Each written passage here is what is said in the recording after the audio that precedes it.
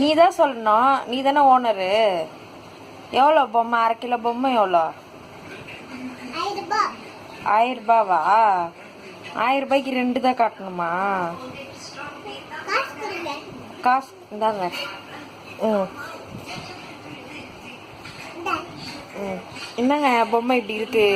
இதோ பாருங்க, மண்டையெல்லாம் பிச்சு இருக்குங்க. வேற பொம்மை கொடுங்க. இதுதான் நல்லா இருக்கா?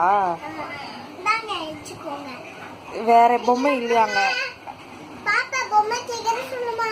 பாப்பா பொம்மை கேக்குதா?